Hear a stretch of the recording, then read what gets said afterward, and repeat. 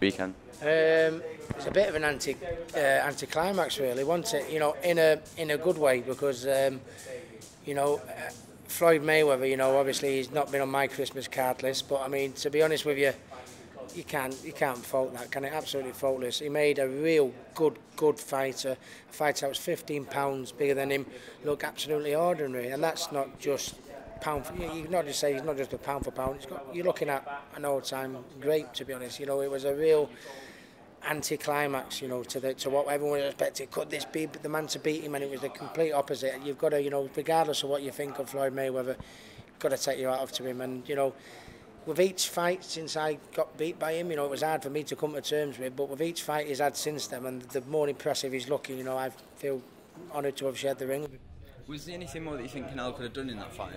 Personally, I think in the later rounds he didn't give up, but he didn't want it as much. He preferred to. He wasn't going to beat Floyd Mayweather by outboxing him, so I think he stood off him maybe a bit, you know, too much, to be honest with you. I think it was round 9 or round 10 when he really put the pressure on him. I think that was one of the rounds that he won. But you know, I think surely Saul Alvarez must have got up to rounds 8, 9, and he must have thought, you know what, I'm not going to win this. I'm going to lose this on points. So in for a penny, in for a pound. Let's take a chance. But he didn't. He sort of like, it's as if he just.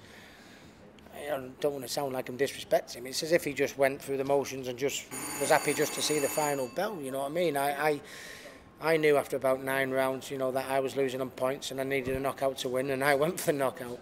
I mean, unfortunately, he knocked me out. But you know, I think I'd rather be in with a shout and give it me, you know, in for the penny, in for the pound. I'm not going to win on points. Let's give it a go. You know, unfortunately, I got knocked out. But you know, when I look back, I can think, well, you know, I mean, I didn't go there to go the distance. I went there to try and knock him out. And to my downfall, it didn't work for me. But you know, I just thought maybe Alvarez would have gone for it a bit more. I think that your fight with him, it was actually one of the more competitive fights. Like early rounds, I think HBO actually had you winning rounds in that fight. But with this fight, nobody was there. You know, as Judah said, he couldn't give Canelo a round. Do you think there's anyone out there now that could realistically take rounds from Mayweather and make it closer? Or do you think it's just that good? So I think Amir Khan has a good chance of fighting him now, because obviously, you know, there's that United Kingdom, United States, you know, thing that will always sell. You know, Amir's proven that he's, you know, one of the world's top fighters. He's probably one of the only men out there that could probably match Mayweather for speed, you know, and Mayweather is so good at people attacking him and putting the pressure on him. Maybe, you know, let's see what it's like if he has to cut the ring down and attack somebody else, you know. So the styles of Amir might cause him problems. I don't think anybody would tip Amir to win that fight. That's no disrespect to Amir, because obviously we're looking, I think what the other week just showed is just what on a different level he is. But I think, you know, if there's anybody out there that has the chance, probably Amir has the chance, or maybe Golovkin.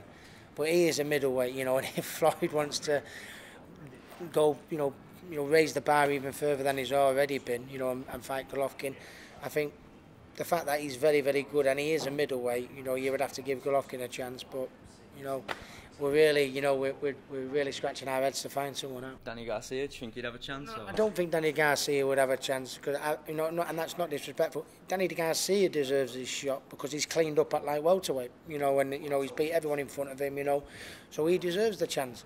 But you know, when I look at Danny Garcia for Mayweather, I think you need to be fast of feet to move in on him very, very quickly, and you need to have fast hands. And I think Danny has the power to knock anyone out, but I don't think he has the faster footwork. I don't think he has the faster hands. You know, he's like a small Alvarez, and that's not being disrespectful to him. You know, if you know, they're very similar styles, like to come forward. You know, not very quick with the feet. You know what I mean? And if Mayweather can outbox someone who's 15 pound heavier than him, it doesn't look good for Danny Garcia. Pacquiao, do you think that he's got a chance, or is it? Of course he has. You know, Manny Pacquiao is, you know, is great. You know, anybody can, you know, can get knocked out. You know, Lennox Lewis, the perfect example. You know, I mean, could be knocked out several times and come back and been heavyweight champion of the world, I think 3 times over. You know, so of course it can happen. Manny Pacquiao is a great fighter. You know, another, you know, all-time great with what he's done in different weights. But you know, I fancied Floyd even before Manny's performances against Bradley and Marquez, you know, so you can never say never. I think the fights out there could be Amir Khan, I think Danny Garcia, Golovkin, or, you know, your man, so